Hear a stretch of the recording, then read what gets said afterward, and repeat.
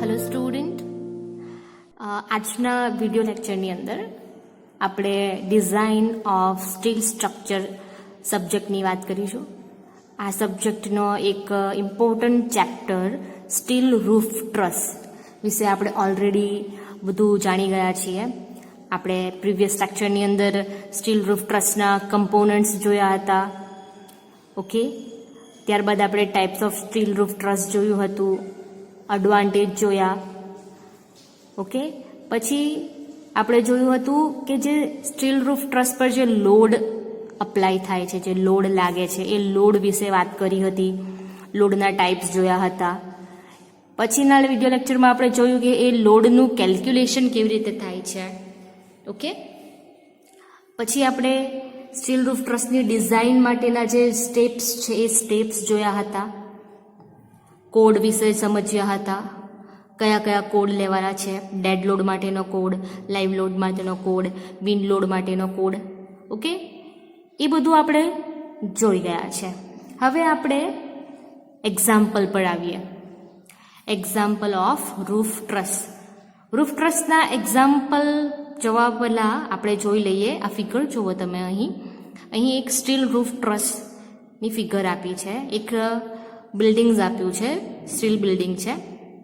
આ roof truss બતાવ્યું છે. આ રૂફ ટ્રસ છે. ઓકે, આ સેકન્ડ રૂફ ટ્રસ, થર્ડ અને આ 4.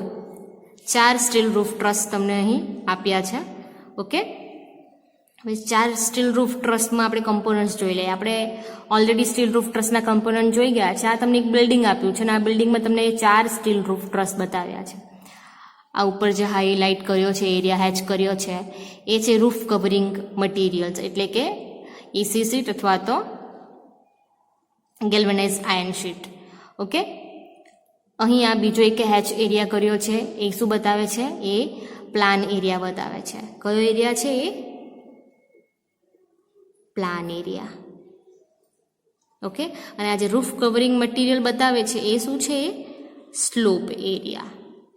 ઓકે, 2 એરિયા વાત થઈ ગઈ. મેં તમને આગલા એક લેક્ચરમાં કીધું હતું કે હું સ્લોપ એરિયા અને પ્લાન એરિયા વિશે તમને નેક્સ્ટ લેક્ચરમાં બતાવીશ. તો તમે અહીં ફિગરમાં ક્લિયરલી જોઈ શકો છો કે આ એક સ્ટીલ રૂફ ટ્રસ છે. ઓકે, તો આ એનો એક સ્લોપ એરિયા થયો અને આ જે બ્લુ કલરથી લાઇન કરી છે એ થાય પ્લાન એરિયા. ઓકે, આ પર્લિન અને પ્રિન્સિપલ રાફ્ટર, મેઇન ટાઈ, સેક ટાઈ, એ બધું આપણે જોઈ ગયા છે. ઓકે, હવે આપણે એક્ઝામ્પલ પર જઈએ.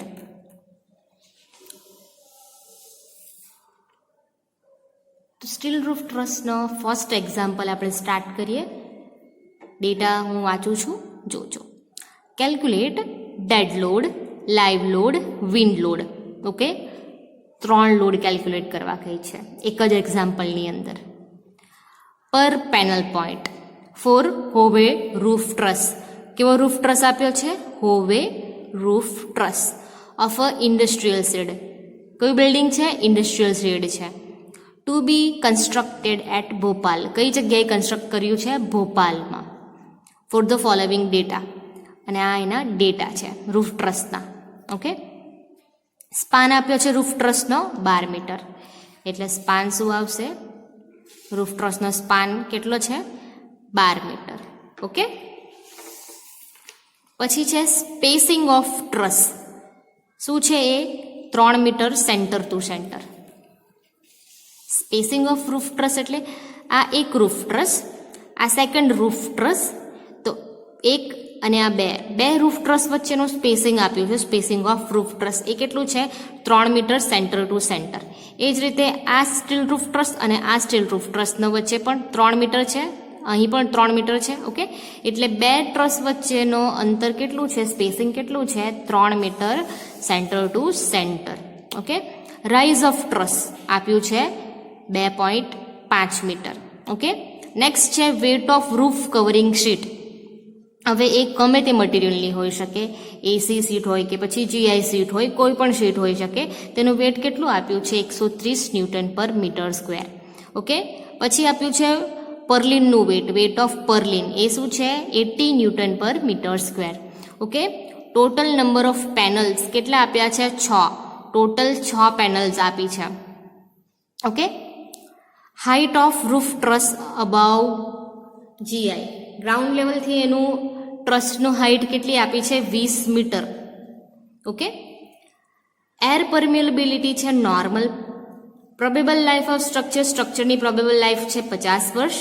અને એની ટેરેન કેટેગરી એટલે કે જમીનની કેટેગરી કેવી આપી છે ક્લાસ A છે અને કેટેગરી છે 2. ક્લાસ A સ્ટ્રક્ચર છે અને આપણે જે એનું ગ્રાઉન્ડ છે એ પ્લેન હોરિઝોન્ટલ કન્સિડર કરવાનું છે. ઓકે, હવે આ તો ડેટાની વાત થઈ, હું ડેટા જ તમને સમજાવું છું. પહેલાં કેલ્ક્યુલેટ કરવા કીધું છે ડેડ લોડ, લાઈવ લોડ અને વિન્ડ લોડ. હવે એક્ઝામ્પલની અંદર એક્ઝામના અંદર તમને એક જ એક્ઝામ્પલની અંદર એવું નથી કહી દેતા કે તમે 3 લોડ સાથે શોધો. ઓકે, માની લો કે ક્વેશ્ચન નંબર 2નો A તમને કેલ્ક્યુલેટ ડેડ લોડ કરવા કીધું છે, તો એનો જે B હશે એ લાઈવ લોડ શોધવા કીધું હશે અને C હશે એ વિન્ડ લોડ હશે. ઓકે, તો એક જ એક્ઝામ્પલની અંદર તમને આ 3 વસ્તુ અહીંયા આપી છે. આપણે એક પહેલાં ડેડ લોડ ફાઇન્ડ કરી, પછી લાઈવ લોડ ફાઇન્ડ કરીશું અને વિન્ડ લોડ ફાઇન્ડ કરીશું, પણ ડેટા તમારા આ જ રહેશે. ઓકે, એક્ઝામની અંદર તમને અલગ અલગ ડેટા આપ્યા હશે. ઓકે, તો આ ડેટા જોઈ લો કે ડેડ લોડ માટેના ડેટા કેટલા, આપણને અહીં સુધીના જ ડેટા જોઈએ છે ડેડ લોડ માટે. બાકીના જે ડેટા આપ્યા છે એ શું છે, વિન્ડ લોડ માટેના ડેટા છે. ઓકે, એટલે તમે રકમ બહુ મોટી છે, ડેટા બહુ મોટા છે એવું તમે ડેટા જોઈને ડરી જવાની જરૂર નથી. ડેટા આટલા મોટા એટલા માટે છે કે હું એક જ એક્ઝામ્પલની અંદર 3 લોડ કેલ્ક્યુલેટ કરવાની છું. એટલે સમજ પડી? ડેટા જોઈને ડરવાની જરૂર નથી, એકદમ ઇઝી એક્ઝામ્પલ છે.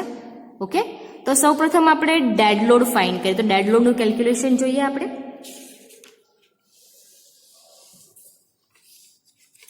તો ડેડ લોડના કેલ્ક્યુલેશન પર જવા પહેલાં આપણે પ્રિલિમિનરી કેલ્ક્યુલેશન કરવાનું છે. પ્રિલિમિનરી કેલ્ક્યુલેશન તમને લાઈવ લોડ માટે પણ જરૂરી છે અને વિન્ડ લોડ માટે પણ જરૂરી છે. એટલે કે 3 લોડ માટે પ્રિલિમિનરી કેલ્ક્યુલેશન કમ્પલસરી કરવું પડશે. પ્રિલિમિનરી કેલ્ક્યુલેશન વગર કોઈ પણ લોડની ડિઝાઇન થશે નહીં, કોઈ પણ લોડ ફાઇન્ડ થશે નહીં. ઓકે, હવે આપણે જોઈ લઈએ ડેટામાં આપણને કઈ કઈ વસ્તુ આપી છે. તો આપણને ડેટામાં કીધું છે કે 6 પેનલ છે, ટોટલ 6 પેનલ આપી છે. Okay, therefore on each side of truss there will be a 3 panel. Total 6 panel છે ટ્રસની અંદર, એટલે જે પેનલની એક તરફ 3 હશે અને બીજી તરફ 3 હશે. ઓકે, હવે 3 કેવી રીતે તે આપણે જોઈ લઈએ કે આ શું છે તમારું ઇન્ટરમીડિયેટ પેનલ પોઈન્ટ. એ શું હોય છે, ફૂલ પેનલ પોઈન્ટ હોય છે. ઓકે, આ એક પેનલ પોઈન્ટ ફૂલ, આ પણ ફૂલ પેનલ પોઈન્ટ. ઓકે, તો 1 અને 2 જે એન્ડ પેનલ પોઈન્ટ છે EPP, આપણે જે બોલીએ છીએ ને EPP, IPP. ઓકે, તે આ ઇન્ટરમીડિયેટ પેનલ પોઈન્ટ ફૂલ છે એટલે આપણે એ 1, 2. ઓકે, અને એન્ડ પેનલ પોઈન્ટ એ શું હોય છે, હાફ પેનલ પોઈન્ટ હોય છે, એ હાફ છે એટલે અહીં 1/2 અને આ 1/2, એટલે 1/2 શું થશે 1, 2 અને આ 3. ઓકે, એટલે એક તરફ 3 પેનલ પોઈન્ટ, એ જ રીતે ટ્રસની બીજી તરફ પણ 3 પેનલ પોઈન્ટ થશે. આ ફૂલ પેનલ પોઈન્ટ છે ઇન્ટરમીડિયેટ પેનલ પોઈન્ટ, અને આ શું છે and panel point, A half panel point છે. ઓકે, તો પાછું જોઈએ 1/2 અને 1/2, 1, 2 and 3. ઓકે, થયા એક બાજુ 3 અને બીજી બાજુ 3, એટલે ટોટલ 6 પેનલ. સમજ પડી ગઈ? લખ્યું છે એ જુઓ, here we have total 6 panel. તમને ડેટાની અંદર 6 પેનલ આપી હતી. ઓકે, એ 6 પેનલ પરથી તમે આ ડ્રો કર્યું સ્ટીલ રૂફ ટ્રસ.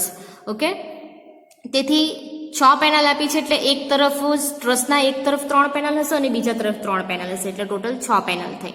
ઓકે, હવે આપણે કેલ્ક્યુલેટ કરીએ ડેડ લોડ, લાઈવ લોડ અને wind load for one side of truss only. ટ્રસના એક જ તરફ પર લાગતું આપણે વિન્ડ લોડ, લાઈવ લોડ અને ડેડ લોડ ફાઇન્ડ કરીશું. ઓકે, હવે આપણે આ ફિગર ડ્રો કરવાની છે. હવે આપણને સ્પાન આપ્યો છે ટ્રસનો 12 મીટર.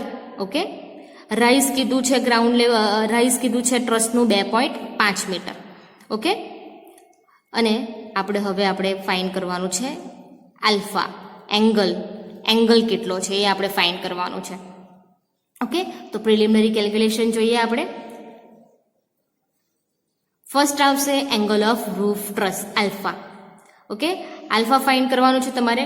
તો આલ્ફા માટે મેં આ જે હાફ સ્ટીલ રૂફ ટ્રસ છે, આ તરફનું એક સાઈડનું મેં અહીં ડ્રો કરી દીધું છે. ઓકે, રાઇઝ કેટલો છે 2.5 અને સ્પાન કેટલું છે, આખું સ્પાન છે 12 મીટર, તો હાફ કેટલું હશે L/2. ઓકે, L/2 એટલે L કેટલો છે 12/2 એટલે શું આવશે 6 મીટર. હાફ સાઈડનો સ્પાન થશે 6 મીટર અને રાઇઝ કેટલું છે 2.5 મીટર. ઓકે, તો હું લખું rise 2.5 divide by L/2. L/2 એટલે કેટલું છે 12/2 એટલે શું આવશે 6. 2.5 ડિવાઈડ બાય 6. આન્સર આપણે કરીએ. આન્સર આવશે 0.416. 10 આલ્ફા ઇઝ ઇક્વલ ટુ 0.416. માટે આલ્ફા આપણને જો શું આવશે આલ્ફા 10 ઇન્વર્સ કરવું પડશે. ઓકે, શિફ્ટ 10 આલ્ફાની વેલ્યુ શું આવી તમારી 0.416. માટે આલ્ફા શોધવાનું છે આપણે. તો આલ્ફા કેવી રીતે ફાઇન્ડ કરીશું, 10 ઇન્વર્સ કરવું પડશે તો આપણને આલ્ફા મળશે. ઓકે, તો 10 ઇન્વર્સ આપણે કેલ્સીમાં કેવી રીતે કરવાનું છે એ જુઓ. આ જુઓ 10 છે. ઓકે, આપણે 10 ઇન્વર્સ કરવાનું છે તો એના માટે શું કરવું પડશે, સૌપ્રથમ આપણે શિફ્ટ કી પ્રેસ કરશું, ત્યારબાદ 10 કરીશું એટલે 10 ઇન્વર્સ આવશે. 10 ઇન્વર્સ થઈ ગયું. હવે આપણે લખીશું 0.416. 10 ઇન્વર્સ 0.416 ઇઝ ઇક્વલ ટુ કેટલો એંગલ આવશે 22.58. ઓકે, માટે alpha is equal to 22.58 degree. Okay, આ તમારો આન્સર આલ્ફા. સમજ પડી? નેક્સ્ટ છે પ્રિલિમિનરી કેલ્ક્યુલેશનની અંદર લેન્થ ઓફ પ્રિન્સિપલ રાફ્ટર. તો લેન્થ ઓફ પ્રિન્સિપલ રાફ્ટરનું ઇક્વેશન છે √r² પ્લસ L/2 નો સ્ક્વેર. L/2 શું છે આપણું હાફ સ્પાન. ઓકે, R શું છે આપણું રાઇઝ. તો રાઇઝની વેલ્યુ કેટલી છે, રાઇઝ ઓફ ટ્રસ છે 2.5 square. Okay, plus L/2, L span કેટલો છે આપણો 12/2 નો સ્ક્વેર. ઓકે,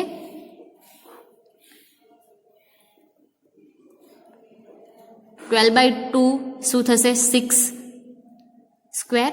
ઓકે, તો આપણે આન્સર કરીએ આનો. ઓકે, હવે આપણે એનો આન્સર કરીએ. આ વેલ્યુ આવે છે આપણે √42.25. તો કેલ્સીની અંદર √42.25 આન્સર આવશે 6.5.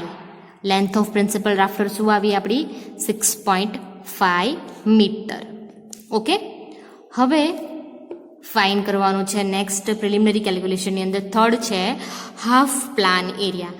ઓકે, મેં તમને ફિગરની અંદર ઓલરેડી હાફ પ્લાન એરિયા અને સ્લોપ એરિયા બતાવ્યો છે. એકવાર પાછું આપણે જોઈ લઈએ.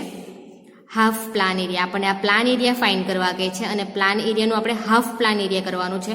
એટલે સ્પાન આપણો કેટલો છે 12 મીટર, તો હાફ કેટલું આવશે આપણું 6 મીટર. તો 6 મીટરના હાફ પ્લાન એરિયામાંનું આપણે કેલ્ક્યુલેશન કરવાનું છે. ઓકે, એ જ રીતે નેક્સ્ટ શું છે હાફ સ્લોપ એરિયા. તો આપણે હાફ સ્લોપ એરિયા પણ અહીં ફાઇન કરવાનો છે. પહેલાં આપણે હાફ પ્લાન એરિયા ફાઇન કરીએ. તો હાફ પ્લાન એરિયા માટેનું ઇક્વેશન શું છે, અહીં ધ્યાન આપો તમે. Half plan area is equal to L/2 into spacing of roof truss. Okay, અહીં મેં એક પ્લાન બતાવ્યો છે. જુઓ, જે રૂફ ટ્રસ આપણે જોયું એનો મેં રૂફ ટ્રસનો અહીં પ્લાન બતાવી દીધો છે. ઓકે, ટોટલ આપણું કેટલું છે 12 મીટર. ઓકે, તો આપણે હાફ કરવાનું છે. તો મેં અહીં આ હેચ એરિયા બતાવ્યો છે એ શું છે પ્લાન એરિયા છે. અને સ્પેસિંગ ઓફ રૂફ ટ્રસ, બે રૂફ ટ્રસ વચ્ચેનું સ્પેસિંગ કેટલું છે 3 મીટર. ઓકે, તો L/2 એટલે L કેટલું છે સ્પાન આપણો 12/2 into spacing of roof truss કેટલી છે 3 મીટર. ઓકે, તો શું આવશે 6 ઇન્ટુ 3 એટલે શું આવશે આપણો half plan area 18. Okay, 18 metre square. Okay, એ જ રીતે આપણે હાફ સ્લોપ એરિયા ફાઇન કરીએ. તો હાફ સ્લોપ એરિયાનું ઇક્વેશન શું છે લેન્થ ઓફ પ્રિન્સિપલ રાફ્ટર. એટલે આપણે જે ઓલરેડી ફાઇન કરી ગયા સેકન્ડ ટોપિક જે આપણે ફાઇન કરી ગયા length of principal rafter into spacing of roof truss length of principal rafter કેટલી આવી છે આપણી 6.5 metre into spacing of roof truss કેટલું છે આપણું 3 મીટર. ઓકે, આન્સર કરીએ આપણે 6.5 ઇન્ટુ 3, આન્સર આવશે તમારો 19.5 મીટર સ્ક્વેર. ઓકે, ફાઇન્ડ થઈ ગયું half slope area and half plan area. તો આપણે શું ફાઇન્ડ કર્યું? ડેડ લોડ, લાઈવ લોડ અને વિન્ડ લોડ માટે આપણે જે ડેડ લોડનું કેલ્ક્યુલેશન કરતા હતા, તો ડેડ લોડ માટે આપણને પ્રિલિમિનરી કેલ્ક્યુલેશનની જરૂર પડતી હતી. તો આપણે પ્રિલિમિનરી કેલ્ક્યુલેશન જોયું, જેની અંદર આપણે સૌપ્રથમ angle of roof truss find કર્યું. ઓકે, ત્યારબાદ આપણે લેન્થ ઓફ પ્રિન્સિપલ રાફ્ટર ફાઇન્ડ કરી, ત્યારબાદ આપણે હાફ પ્લાન એરિયા ફાઇન્ડ કર્યું અને હવે આ લાસ્ટ આપણે ફાઇન્ડ કર્યું હાફ સ્લોપ એરિયા. હવે નેક્સ્ટ આપણે ફાઇન્ડ કરીશું ડેડ લોડ. ઓકે,